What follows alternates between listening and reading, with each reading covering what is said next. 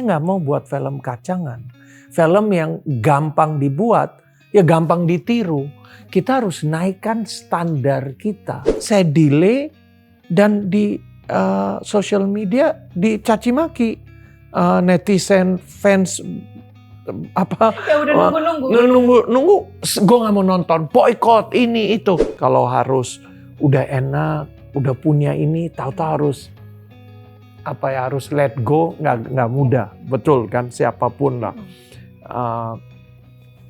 Banyak roller coaster ride yang saya ngalamin di 20 tahun ini dan saya punya tekad never give up.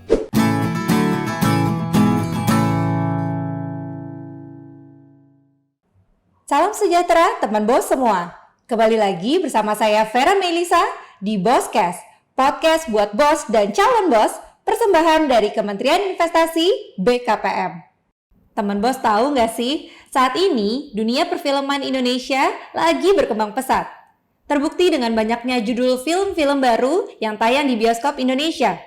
Salah satunya, siapa yang nggak tahu ataupun belum pernah nonton KKN di Desa Penari. Kayaknya nggak mungkin ya, karena saya pribadi udah 2 kali nonton. Dan film ini merupakan film terlaris sampai saat ini dan sudah ditonton lebih dari 9,2 juta orang. Wow, luar biasa sekali. Dan menjadi salah satu perwakilan film Indonesia untuk tampil di bioskop internasional. Yuk teman bos, kita kupas tuntas lebih lanjut tentang dunia perfilman ini dengan narasumber kita, the CEO of MD Entertainment, Pak Manoj Punjabi. Apa kabar Pak? Halo, apa kabar? Baik. Terima kasih nih Pak. Ya, terima kasih. Udah diizinkan main ke kantornya yang super megah ini. Terima kasih udah diundang di acara OSS ya. Boss. Kenapa Boss? BOSS. Iya, karena ini untuk podcast untuk para bos dan calon bos nih Pak. Jadi OSS Boss. Jadi kita panggil Boss. Oke. Baik Pak Manoj. Jadi saya pengen tahu nih Pak, sedikit dong cerita ke teman-teman. Jadi kenapa sih akhirnya Bapak memilih bisnis kreatif khususnya perfilman nih Pak?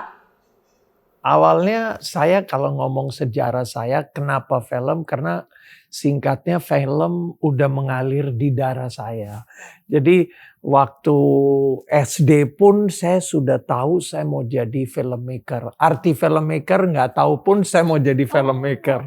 Jadi kiblat saya selalu Hollywood. Saya suka nonton film-film Hollywood dan saya tahu saya ingin mau jadi filmmaker dan akhirnya kemauan yang awalnya di tahun 90-an, awal 90-an saya lulus 93 mau masuk di bidang ini katanya nggak boleh karena bidang perfilman Indonesia lagi ancur-ancurnya. Jadi masuk ke bidang lain dulu yang kayak ekspor tekstil sampai bisnis lain, kerja di tempat lain yang saya tidak menjiwai. Sebagai orang pedagang saya masih bikin duit tapi nggak happy gitu. Dan kemudian dapat kesempatan di 95 terjun ke dunia film. Sampai saat ini berarti ya Pak? Saat ini. Berarti bisnis yang berawal dari emang passion ya Pak? Kalau bisnis ini mau sukses, kunci pertamanya, formulanya adalah passion. Kalau kita senangi apa yang kita lagi kerjakan, nggak berasa. Malah we want more and more, kayak kecandu gitu. Jadi bagi saya kalau ngomong mau dagang mungkin hanya mau bikin duit, lebih gampang bisnis lain. Terbukti. Bisnis ini lebih kita bukan hanya bisnis untuk kok lebih gampang bikin duit di tempat lain. Tapi karena saya punya kemauan, tekad dan saya lihat dunia entertain itu sangat potensi ya. Selain itu ada, tapi nggak semudah yang orang bayangkan. Tapi karena kita cintai, kita suka, jadi bonusnya lebih. Wow, luar biasa sekali ya. Nah Pak, film itu kan selera nih Pak ya. Jadi kayak genrenya tuh beda-beda. Seperti saya suka film horor, mungkin Bapak lebih sukanya film lain gitu ya Pak. Nah, nggak ada ilmu pasti tentang dunia perfilman. Tapi bagaimana sih strategi Bapak untuk menjadikan film ini bisnis yang menghasilkan Pak? Yang pasti ada di dunia film, ketidakpastian. Pak, ketidakpastian itu pasti. Jadi nggak pasti ujung-ujungnya nggak pasti. Betul sekali. Pak, boleh. Jadi strateginya sederhana ya. Kalau lihat pertama kita kalau mulai dagang pertama juga pasti ada sekolah belajarnya, banyak kesalahan. Kita belajar tapi kita punya visi dulu dong, kita maunya apa. Ya, apalagi ini bidang yang masih baru ya, awal-awalnya. Ya, sekarang udah mulai matang tapi masih belum bagi saya. Jadi potensinya untuk perubahan, untuk behavior penonton itu semua masih bisa gerak. Ya, tapi balik lagi ya, saya percaya orang Indonesia itu makan nasi, jadi nasi tidak boleh hilang. Kalau saya bisa analoginya, kalau mau makan burger kan nggak mungkin tiap hari. Ya, apalagi foie gras itu lebih jarang lagi. Sama kalau film, elemen nasi itu harus ada. Kalau saya lihatnya sederhana, saya kalau suka pribadi genre action, tapi MD belum pernah buat genre action. Ya, saya paling ya drama, ya jagonya istilahnya lah kalau mau bikin genre drama, karena drama is relatable. Jadi ikutin tren berarti ya Pak? Enggak, saya create trend. Oh, I see. Wah. Saya create trend. Ya, sangat create trend. Jadi gini, kadang kita harus ikut arus, tapi setelah udah ikut arus, kita rubah arusnya ke pihak kita. Jadi kalau ngomong ikut trend, no. Create trend. Contohnya Ayat Cinta tahun 2008. Itu nggak pernah drama religi. Tapi kan itu jadi tren. Dan nggak semua film drama religi yang laku udah berapa sekarang dibikin ratusan. Dan juga waktu Danur, itu film horor lagi busuk-busuknya. Semua buat film horor merasa murah meriah. Tapi sekarang film horor MD makin lebih mahal biaya produksi. Jadi saya nggak mau buat film kacangan. Film yang gampang dibuat, ya gampang ditiru. Kita harus naikkan standar kita. Supaya orang mau ngikut, naikin dulu ke standar. Standar yang mutunya lebih baik lagi. Jadi jangan kita gampangin untuk orang membuat produk. Karena gampang hasilnya kelihatan. Betul. Karena gini, keluarin dana besar itu udah nggak gampang. Ya kan, dananya udah susah, resiko lebih tinggi. Nah, untuk milih cerita yang bagus nggak gampang. Jadi poinnya di sini ya, di dunia apa sih yang gampang, ya kan? Tapi kalau kita punya tekad, punya kemauan, nah itu jadi bisa. Kuncinya itu, dan bagi saya maksud saya tuh mutunya dinaikkan supaya standard barrier-nya, entry barrier-nya tuh makin tinggi. Ya, karena saya percaya siapa yang bayangkan film Kaken bisa terlaris sepanjang masa. Saya punya insting bahwa film ini kuat. Meskipun tertunda berapa kali, tapi tetap ditunggu-tunggu gitu ya Pak. Tertunda beberapa kali, di pandemi kami dapat tawaran lebih tinggi untuk direct ke streaming, direct ke OTT. Tapi saya nggak lakukan, itu bisa langsung untung. Kenapa Pak? Karena saya percaya ini film layak di bioskop. Saya juga mau bioskop hidup. Bukan bioskop mati, nanti kita juga rugi. Jadi harus ada, output kita harus banyak. Ada bioskop, ada OTT streaming, ada TV. Itu kan jadi lahan kita lebih besar lagi permainannya. Terbukti dan film kita ikhlas ya, filmnya ya booming ya, kepercayaan aja, jujur biarpun ada rasa kekhawatiran. Contohnya kita delay 2020, oke, orang ngerti lah ya, itu decision tepat. Di bulan Februari awal tahun ini 2022 hampir kami mau rilis 24 Februari tahun ini. Tahu-tahu awal Februari PPKM. Kalau tadi saya rilis Februari, penontonnya 2-3 juta paling. Tapi saya delay dan di social media dicaci maki. Netizen, fans, Ya udah nunggu. Nunggu, gue gak mau nonton, boykot ini itu. Saya hanya tanya sama tim digital kami, ini gimana Ren? Udah Pak, ini benci tapi cinta. Ya udah. Alhamdulillah, benar. Benci itu tahu-tahu Oh Lord, hari pertama. Yang benci cinta. Tapi balik lagi, saya percaya kontennya bagus. Ya. Saya juga suka filmnya. Terima kasih. Udah 2 kali tadi kali nonton. Kebetulan. Nah, komitmen apa sih Pak yang harus dimiliki oleh production house atau rumah produksi untuk menghasilkan film yang berkualitas seperti yang Bapak hasilkan di MD Entertainment ini? Ya, pasti sense of belonging, passion, konsistensi, keberanian, itu kombinasi ya. Percaya diri, ya, mau lihat market dan berani create market. Kadang kita benar ngikut tren, tapi kadang kita berani larikan juga. Tapi kalau saya formulanya sederhana. Balik yang tadi saya bilang itu. Orang kita makan nasi, elemen itu harus ada. Elemennya, jadi kalau kita mau burger, nggak mungkin akan dimakan oleh semua orang. Nggak mungkin. Ya, makin kita mau coba lebih niche, maksudnya kita mau coba lebih aneh, lebih unik, produk kita, film kita, penontonnya juga akan lebih limited.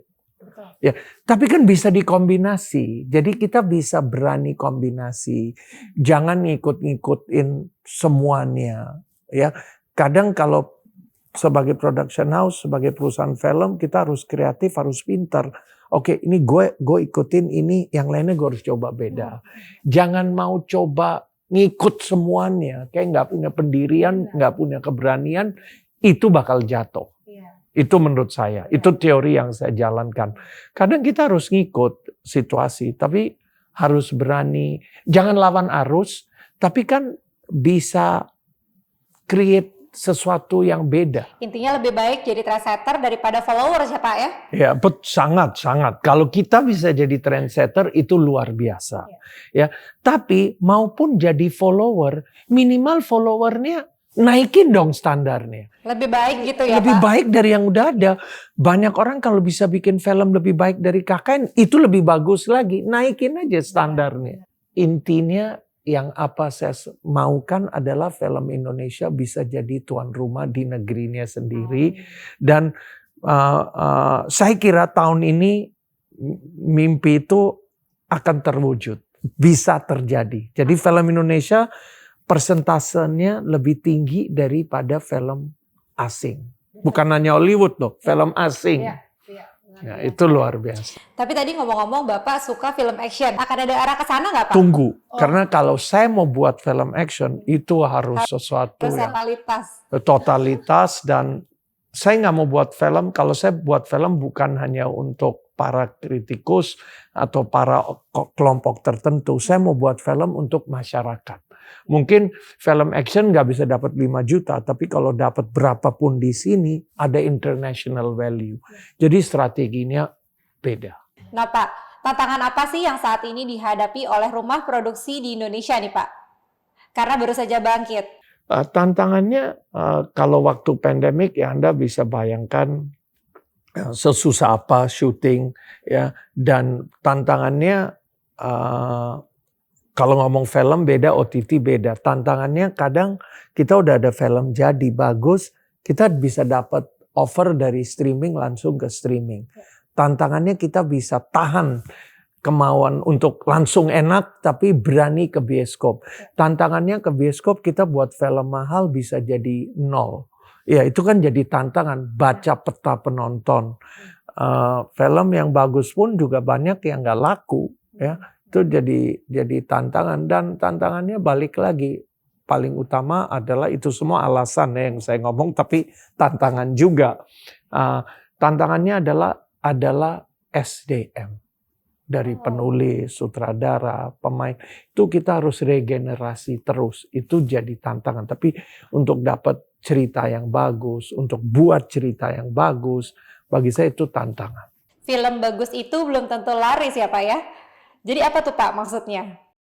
Jadi gini, ini agak kontradiksi nih mungkin. Jadi gini, film bagus, mungkin ada film bagus, tapi nggak laris. Karena film itu nggak sesuai dengan market. Jadi kadang kita harus tahu, kita kalau buat film, semua produser pasti bilang filmnya bagus. Tapi saya ya sudah bisa analisa film saya. Contohnya di meja editing, saya udah bilang, ini film nggak bakal laku. Bagus tapi nggak bakal laku. Marketnya, yaitu kalau ngomong, kok bisa ngomong ada faktor insting. Di gala primer, semua pasti yang datang gala primer bilang film kita, oh bagus, selamat, bagus. Itu bullshit. Saya nggak anggap orang yang nggak ke gala primer bilang film bagus. Karena siapa yang mau bilang ke muka kita film kita jelek? Udah diundang gratis. Ya, jadi, tapi sebagai produser kita udah punya insting. Ya, misalnya instingnya, wah ini kekurangannya ada, ini gini. Ya bagus filmnya, tapi enggak, ada kasus. Ya, saya nggak mau ngomong apa detail film mana apa, tapi intinya jadi film bagus belum tentu laris di box office. Itu maksud saya. Karena ya ini bagus, tapi segmented. Kita harus tahu diri. Film kita masuk ke genre mana. Mungkin ada film festival, kayak kita harus tahu bikin film ya khusus untuk festival. Ya. Jarang film bagus, film yang laris bisa menang di festival. Kalau di Amerika terjadi, film Titanic bisa menang Oscar, film Slumdog bisa menang Oscar, film Oscar belum tentu film artistik. Kalau di kita, film artistik yang bisa menang festival, contohnya menang penghargaan. Nah, jadi maksud saya kita harus tahu film bagus itu bisa laris nggak. Nah, itu ada instingnya juga mengatakan. Dan beberapa kasus filmnya ini bagus tapi kurang laris gitu ya. Tapi sebagai production house itu Bapak tetap buat atau gimana Pak? Saya sih maunya berkurang. Kalau saya udah tahu ini film bagus tapi nggak laris, saya nggak semangat. Karena bagi saya nggak munafik. Kalau saya mau buat film, bukan untuk para kritikus, untuk penonton. Sekarang kritikus bilang, waduh filmnya top, penontonnya 20.000. Top filmnya, top, dapat penghargaan. Tapi di bioskop yang nonton 5 orang. Sedikit. Aduh, bukan sedikit, 5 orang. Penontonnya 0003. Ada kan film 0003. Nah itu saya nggak puas. Tapi sebagai film kayak KKN, filmnya buat saya bagus, saya tahu kuat ini filmnya. Bukan Haji Mumpung atau One Hit One Wonder, ada formulanya. Nah itu laku, orang antri 2 jam tiket war, macam-macam deh sampai just tip, bioskop full, antri. Nah, itu kan punya kepuasan batin yang tak ternilai. Malah lebih bagus combo ya, Pak. Film bagus, film laris. Oh iya, film bagus, film laris sih banyak. Biasanya film laris umumnya bagus. Tapi ada film bagus yang nggak laris juga. Itu biasanya film laris umumnya pasti bagus. Itu loh. Kalau nggak bodoh dong, jutaan orang laris ya nggak bagus. Enggak, tapi film bagus belum tentu laris. Itu maksudnya. Nah Pak, kan MD Pictures sudah menghasilkan banyak sekali film-film nih Pak. Dari sinetron, series, film bioskop ya Pak ya. Nah film apa yang jadi film favoritnya Pak Manoj nih Pak? Pengen tahu saya, dari banyaknya film mana yang paling Bapak suka dan dari kenapa? Film MD? Film Bapak, iya. Wah. Satu Pak. Nggak bisa. Oke gini ya, kalau bagi saya film ini adalah semua ada. Saya bisa jelaskan. Ada khususnya. Habibie Ainun itu kayaknya film biografi bisa jadi kayak gitu sangat dekat. Ya, Ayat-Ayat Cinta film pertama yang pas saya diceritakan 30 detik ceritanya elevator pitch-nya ini. Saya sudah bayangkan ya tentang gimana drama religi poligami digabung dan yang poligami biasa anti perempuan, perempuan ajak suaminya, pacarnya atau nonton. Jadi itu punya khusus dan nggak tahu Surga yang Tadi Rindukan ada elemen yang kayaknya itu film yang di 2015 film 1,5 juta bisa jadi film terlaris ya di tahun itu jadi dan filmnya tuh kayaknya realita banget. I have special ini 3 dan terakhir KKN. Kenapa? KKN itu cara storytellingnya saya belum pernah baca buku atau diceritakan atau nonton di YouTube cerita yang thread-nya di Twitter, sehebat, sekompleks tapi simple ceritanya. Ceritanya kesannya simple tapi kompleks. Jadi ini semua saya bisa jelaskan dengan ini ya. Kalau mana ya salah satu itu favoritnya mana itu kita harus interview 1 jam lagi. Saya bakal bedah, nanti Anda yang nilai mana yang favorite saya. Iya. Jadi intinya 4 film terbaik. Ada. Ya terbaiknya bukan dari segi komersial aja, tapi kan balik lagi ya, disukai berapa juta orang, puluhan juta. Itu namanya ada sesuatu. Karena itu saya ngomong dan ini jadi favorite yang apa ya? Aduh, ada ya momennya. Secara personal ya. Iya. Nah Pak, bagaimana sih caranya buat film yang kira-kira mudah diapresiasi oleh masyarakat Indonesia nih Pak, yang disukai? Bagaimana cara Bapak tuh, nih film bakal disukai nih? Oh ya, menarik pertanyaannya. Bagi saya sih yang saya bilang tadi, analogi saya, kalau saya diceritain, saya lihat, ini saya lagi mau makan apa, nasi padang atau nasi goreng atau Japanese food yang benar-benar sushi sashiminya unik banget, nggak bisa dimakan tiap hari. Kalau makanan yang kita bisa makan tiap hari, sama film yang juga bisa dinonton tiap hari. Itu dari ceritanya yang pasti ada unsur relatable, harapan dan mimpi. Itu 3 harus dikombinasi. Ya, saya senang cerita yang based atau inspired by a true story. Karena kalau perhatikan MD selalu angkat cerita yang true story or based on a true story or inspired by true story. Karena itu jadi elemen yang relatable. Saya paling suka kalau saya bisa bilang, oh ini cerita gue banget. Ini cerita ada nih di tetangga gue. Orang bisa ngomong gitu, ini kakak gue ngalamin, saudara gue ngalamin, temen gue ngalamin. Itu pasti filmnya jadi besar. Pasti laku ya. Masyarakat pasti wah relate. Benar. Kalau udah kata-kata relate bagi saya, wah seru nih. Karena bukan hanya mimpi atau fantasi, tapi dibantu dengan realita. Iya. Jadi tadi 3 film itu mimpi, harapan realita. Dan realita. Kemarin kan kita balik lagi nih Pak, bioskop sempat tutup ya Pak ya. Nah boleh tahu Pak, bagaimana strategi Bapak untuk mempertahankan pendapatan perusahaan di masa pandemi? Karena kan salah satu yang terkena dampaknya industri perfilman. Betul. Pastinya ya. Jadi, Pak ya. Bagi saya, jujur MD pertama kali rugi dalam 20 tahun itu tahun 2020. Di tahun 2020. Di sana waktu pandemik itu,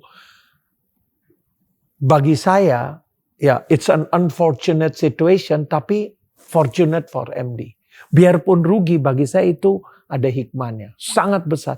Jadi saya sudah strategi, sudah siap untuk lari ke OTT 2-3 tahun sebelumnya. Jadi waktu pandemik itu terjadi pasti kaget, 1 bulan stres. Cepet banget kami balik badan, siap ke streaming. Dan streaming itu jadilah produk seperti My Lecture My Husband, Layangan Putus, Kisah Untuk Gary, Antares. Ini produk yang tadinya untuk layar lebar. Kami cepet balik badan pindah ke sana waktu pandemik 2020 Mei.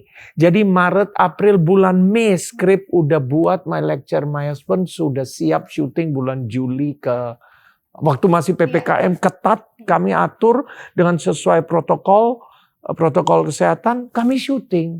Dan Desember tayang, udah. Jadi kadang kalau saya lihat, kalau ada pandemik, ada kesusahan, ada sesuatu yang halangan, malah itu jadi opportunity. Nah, waktu itu Pak, saya pernah lihat di kontennya seorang YouTuber, bahwa Pak Manoj katanya punya 3 prinsip nih Pak, atau 3 tagline. Bahwa I want it now, ya, never give up, dan no free lunch. Iya, apa tuh Pak maksudnya? Kenapa sih harus pakai tagline 3 ini Pak? Oke, sangat. Karena gini, waktu saya di 2002 lahir perusahaan MD, saya dikasih kado sama karyawan, dinyindir dan dikasih kado sama tim MD. Saya pegang palu, I want it now. Jadi tanpa saya sadar, now, yesterday, now. Jadi itu udah jadi phrase saya, benar. Tanpa sadar saya want it now. Ya, dan nggak ada, saya nggak percaya, saya nggak tahu, tapi saya MD banyak yang dapat roller coaster ride. Kadang kalau kita udah di atas, mau siapapun, mau saya di posisi saya atau siapa di posisi siapapun, ya kalau kita turun kan itu paling susah. Ya udah naik, ya posisi masing-masing deh. Bayangkan kita kalau harus udah enak, udah punya ini, tahu-tahu harus let go, nggak mudah, betul kan, siapapun lah. Banyak roller coaster ride yang saya ngalamin di 20 tahun ini, dan saya punya tekad never give up, maupun maju terus, apapun. Mungkin kadang nggak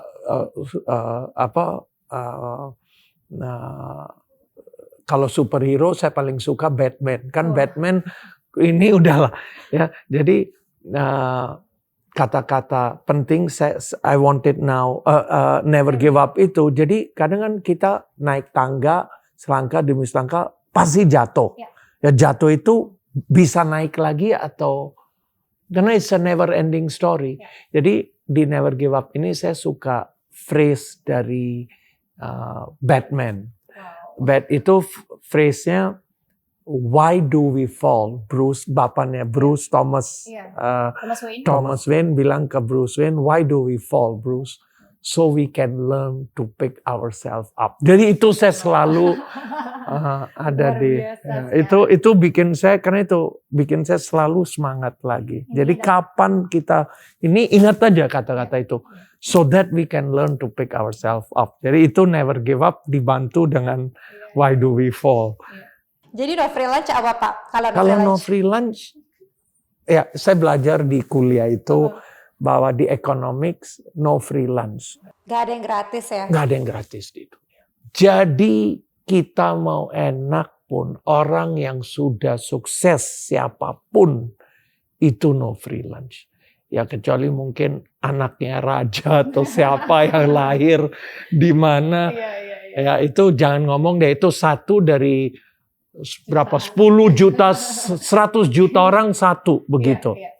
Ya atau kadang orang yang lebih parah dari kita, nggak punya kaki, itu kaki handicap ya, itu kan gimana dia bisa survive aja ya, itu kan kemauan. Jadi bagi kita yang umum di sini ya no free lunch. Jadi nggak ada yang gratis di dunia, kita harus fight terus. Ya. Luar biasa sekali motonya, mungkin bisa diterapkan oleh teman bos di rumah nih, bahwa never give up itu udah terutama ya Pak, apalagi di bisnis ya Pak ya. Nggak, di keluarga juga never give up. Ada sesuatu kita nggak bisa mundur di semua filosofi ini. Dan juga no free lunch, nggak ada yang gratis di dunia ini, jadi kita tetap harus berusaha, fight terus ya Pak. Khusus di bisnis. Dan itu khusus di bisnis. Nah satu lagi, saran nih Pak, untuk anak muda yang ingin menjadi sineas sukses, yang ingin mendirikan rumah produksi. Filosofi yang tadi saya ngomong diterapkan. Dan sekarang kan gampang banget di social media, di YouTube, mau jadi famous, mau lewat TikTok ya, lewat viral dulu itu udah gampang. Ya tinggal bakatnya diorbitkan. Kalian bisa orbitkan itu, pasti dicari orang. Dan itu nggak perlu biaya banyak, nggak perlu dana banyak, yang perlu kreativitas kita. Jadi gampang banget. Talent kita apa, mau jadi sutradara, ya memang kita di Indonesia masih sekolah industri entertainment kan masih berkurang ya, tapi tetap masih bisa. Ya, apalagi sekarang kalau kita punya bakat, bisa diorbitkan lewat sosmed, lewat digital platform. Gampang menurut saya. Jadi kalau kalian yang nggak bisa, atau itu bukan nggak bisa, nggak mau dan Nggak mau coba. nggak niat, Atau takut mau duluan. doang. Atau takut duluan ya Pak? Ya takut problem lain, takut kan bisa berani. Iya. Tapi kalau mau, takut pun bisa jadi berani. Jadi bagi saya niatnya mau atau enggak, itu loh. Itu. Kalau saya merasa orang tidak pernah gagal, karena kalau kita gagal itu jadi berhasil. Kegagalan adalah jalan untuk keberhasilan. Ya, nggak ada yang bakal gagal karena kita mau coba. Nah itu Pak, nyambung nih sama pertanyaan saya berikutnya. Katanya kalau mau sukses ini, saya dengar-dengar kalau mau sukses harus gagal dulu. Bener nggak nih Pak? 100% setuju. Kalau kita gagal dulu, suksesnya lebih panen. Jadi gagal, mungkin kadang kita bisa sukses dulu, tapi pasti gagal lagi. Nah, gagal itu hanya road to success. So it's okay. Gagal perlu kita gagal. Tapi jangan takut belajar dari kesalahan kita. Nah bagi saya suka bilang sama tim saya, kalian mau salah sekali oke. Salah 2 kali yang sama itu bodoh. Kita jangan salah 2 kali yang sama dong. Tapi salah yang baru silakan. Nggak apa-apa ya? Nggak apa-apa. Saya terus kok begitu. Nah Pak, ada pesan nggak sih untuk calon pengusaha nih, teman bos, untuk memulai bisnisnya? Bisnisnya tidak hanya di dunia perfilman ya Pak, jadi secara umum gitu. Kalau saya sih sederhana, kemauan lah. Tekad, kemauan, passion. Kita mau jadi orang sukses, nggak mau jadi orang susah. Ya, mau jadi orang harus mau usaha. Nggak apa-apa. Masalahnya jangan takut kegagalan. Ya, pasti kita semua takut dulu. Itu wajar. Kita semua ngalami hal yang sama. Nggak ada. Mau jadi apapun di dunia ini bisa. Asal kita maunya apa dulu. Kita harus tahu kita maunya apa. Atau minimal kadang bilang dulu kita nggak mau ini. Tapi kadang untuk mau jadi sesuatu, kita harus mulai dengan apa yang kita nggak mau dulu. Mulai dengan apa yang kita nggak suka dulu. Nanti sudah buktikan diri kita, baru bisa naik level. Melewati dulu karena nggak tepat waktu itu. Tapi saya punya kemauan, jadi kayak minta. Padahal udah lumayan. Kalau saya teruskan, mungkin saya oke, tapi mungkin nggak begini. Ya, seperti ini. Tapi Ya, sama-sama sukses. mungkin aja. Tapi kan kemauan. Jadi ya mungkin saya beruntung bisa lakukan apa yang saya hobi, passion. Nah Pak Manoj, menurut Bapak nih masa depan perfilman, karena saat ini kayaknya lagi ini banget ya Pak, berkembang gitu Pak film-filmnya. Menurut Bapak tuh ke depannya bakal gimana Pak film Indonesia? Kalau saya makin yakin kalau ngomong film, jadi dari OTT semua ya, semua output ya, film ya, saya kira ini sangat cerah, sangat promising. Kita 270 juta penduduk atau 280 juta penduduk ini punya kesempatan. Dunia entertainment ini luar biasa, kesempatannya besar sekali. Ya, mau jadi artis, jadi behind the scene, mau jadi sutradara, siap apapun ya, bidang kesempatan. Produser pun ini kesempatan dunia entertainment ini. Tinggal mungkin platformnya bakal berubah, tapi kita harus bisa adaptasi. Ngikutin ya Pak Ngikut ya? dan mau change. Change is the biggest word. Kita harus elemen paling penting itu change, perubahan. Harus mau menyesuaikan, perubahan, mau berubah. Iya ya, nggak idealis ya Pak. Idealis buang di laut. Oke, jadi tadi pembahasan dengan Pak Manoj ini super daging sekali ya, karena beliau merupakan salah satu produser yang sukses di Indonesia. Nah teman bos, kita berikan karya terbaik untuk Indonesia, dan ayo kita apresiasi hasil karya para sinias tanah air, supaya perfilman Indonesia semakin banyak nih yang tampil di kancah internasional. Dan kita harus semangat untuk memberikan usaha terbaik kita agar diri kita bisa memberi kebermanfaatan yang seluas-luasnya. Nah Pak Manoj, saya nantikan ya Pak film-film terbaru dari MD Pictures. Ini yang terbaru sekarang. KKN di Desa Penari, Luwe Medeni. Ya, extended ya Pak ya? Ya, itu 40 menit lebih. Ada surprise nanti endingnya. Kita nantikan. Saya harus nonton di hari pertama. Harus, yes. Baik, terima kasih teman bos sudah subscribe Bosscast. Dan jangan lupa untuk terus menyalakan notifikasi supaya teman bos gak ketinggalan video-video seru berikutnya. Saya Farah Melisa, undur diri, sampai jumpa.